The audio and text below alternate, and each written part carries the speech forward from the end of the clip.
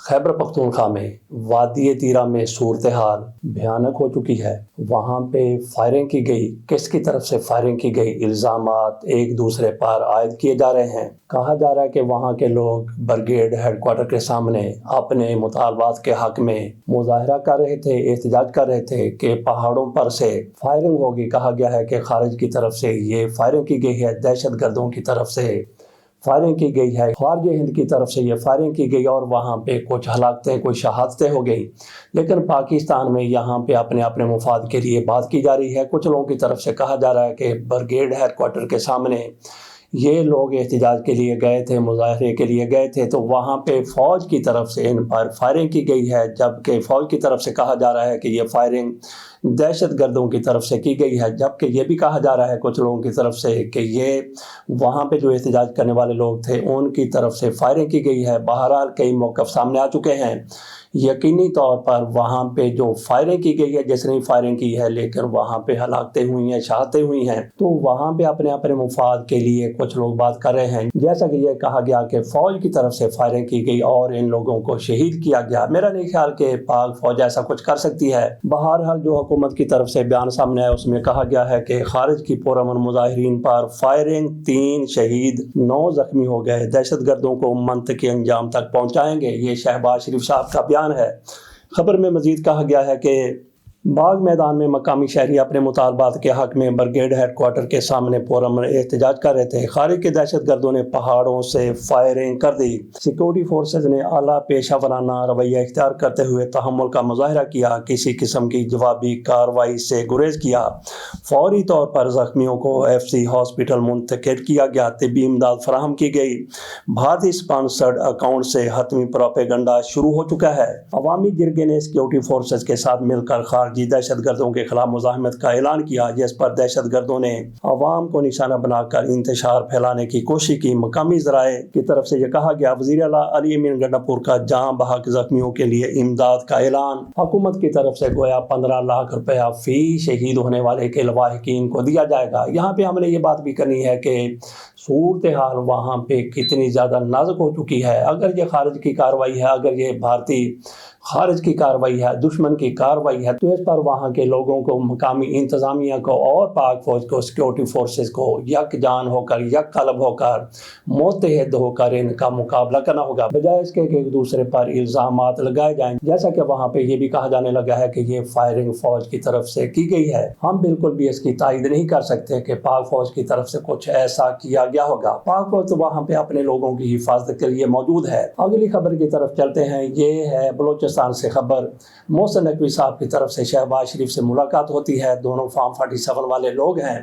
وہاں پہ وہ بتاتے ہیں کہ چونکہ بلوچستان میں صورتحال بہت خراب ہو چکی ہے، گھمبیر ہو چکی ہے، بہرحال فارم 47 والے بھی کوئی اچھا کام کر دیں تو اس کی تائید کی جانی چاہیے، لیکن کوئی اچھا کام کرے تب۔ محسن نقوی صاحب کی طرف سے شہباز شریف کو کہا گیا ہے کہ بلوچستان کی صورتحال بہت مخدوش ہے، اس لیے ہم نے یہ فیصلہ کیا ہے، حکومت نے یہ فیصلہ کیا ہے۔ یہ وزیر داخلہ اپنے وزیر اعظم کو بتا رہے ہیں کہ حکومت نے یہ فیصلہ کیا ہے کہ زائرین کو وہاں سے بسوں کے ذریعے عراق میں نہ بھیجا جائے جو وہاں بھی زیارتوں کے لیے جاتے ہیں۔ زیارت عربائن کا بھی اس کو نام دیا جاتا ہے۔ شاید 5 مقامات کی زیارت کے لیے لوگ جاتے ہیں۔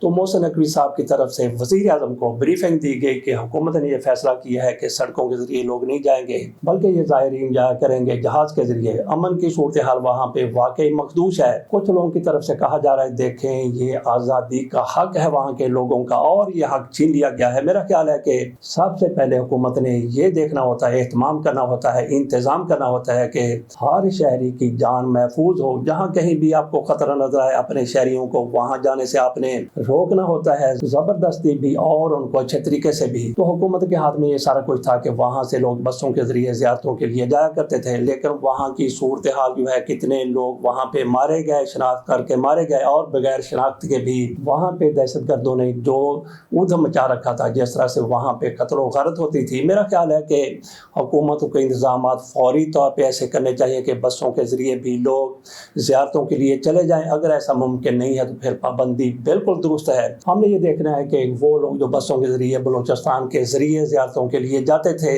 کیا ان کے پاس ایسے وسائل ہیں کہ وہ جہاز پر بھی سفر کر سکیں؟ حکومت کو اس معاملے کو آسان بنانے کی ضرورت ہے۔ ہماری ایئر لائن بالکل حکومت اس حوالے سے سبسڈی دے سکتی ہے، حکومت سبسڈی دے، اور ان کے لیے جو زائرین یاتری جو وہاں کی زیارتوں کے لیے جانا چاہتے ہیں ان کے اخراجات میں اتنا زیادہ فرق نہ ہو، اور اسی جذبے کے تحت جس طرح سے پہلے جایا کرتے تھے اسی طرح سے آپ بھی زیارتوں کے لیے جایا کریں۔ یہاں پہ ہمارے میڈیا میں بات ہو رہی تھی کہ $100 ملین کا فراڈ ہو چکا ہے۔ کس کے ساتھ فراڈ ہوا ہے جی؟ ان لوگوں کے ساتھ فراڈ ہوا ہے جنہوں نے کرپٹو میں انویسٹ کیا تھا، اور اسحاق ڈار صاحب کے بیٹے علی ڈار کا نام لیا جا رہا تھا۔ بڑے بڑے اینکرز کی طرف سے کہا گیا کہ سر دست ہم نام نہیں لیتے، لیکن بالآخر ان کا نام کئی لوگوں کی طرف سے سامنے آ گیا۔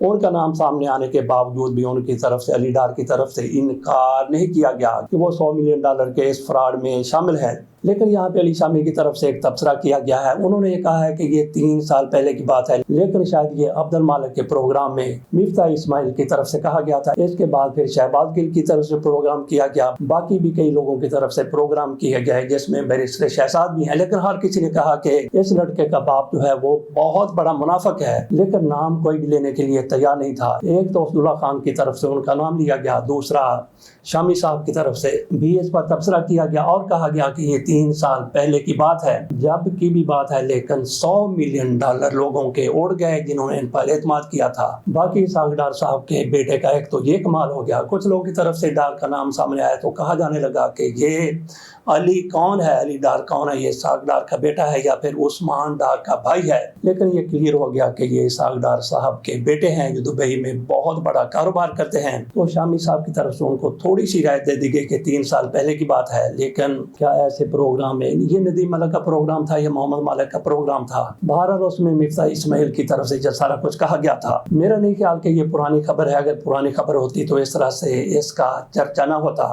لیکن یہ کہہ دیا گیا کہ اس میں اسحاق ڈار صاحب کا کوئی تعلق نہیں ہے۔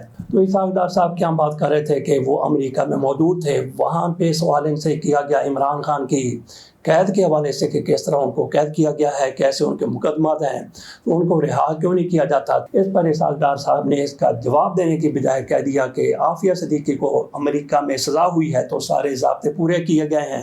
تو اسحاق ڈار کی طرف سے یہ بالکل بھی غلط کیا گیا، کوئی ضابطہ پورا نہیں کیا گیا، بلکہ اسحاق ڈار کا بیان سامنے آیا تو اسمتھ جو عافیہ صدیقی کا امریکہ میں امریکی وکیل ہیں، انہوں نے اس پر شدید رد عمل کا اظہار کیا۔ انہوں نے کہا کہ کوئی ضابطہ پورا نہیں کیا گیا، ان کو ظلم کے تحت سزا دی گئی ہے۔ تو اسحاق ڈار نے کیسے یہ کہہ دیا؟ انہوں نے اسحاق ڈار کے بقیے ادھیڑ کر رکھ دیے۔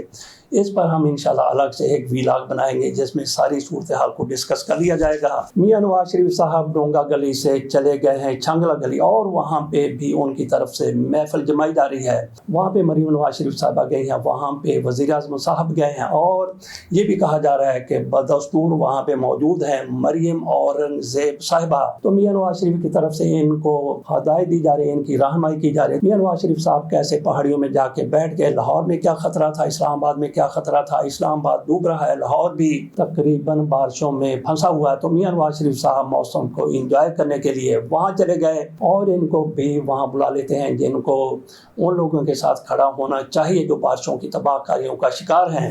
لیکن میاں نواز شریف صاحب کا آرڈر آ جاتا کہ آؤ، میاں نواز شریف صاحب ان کو کیا بتاتے ہوں گے؟ میاں نواز شریف صاحب ڈونگا گلی میں گئے تھے، وہاں سے شانگلہ گلی چلے گئے، تو گلیات کی وہ سرزمین ہے ہماری، اس گلی سے اس گلی، اس گلی سے اس گلی، جس گلی میں تیرا گھر ہے ساجنا۔ میاں نواز شریف صاحب وہاں پہ جاتے آتے رہتے ہیں۔ اس کے ساتھ اجازت دیجیے، اللہ حافظ۔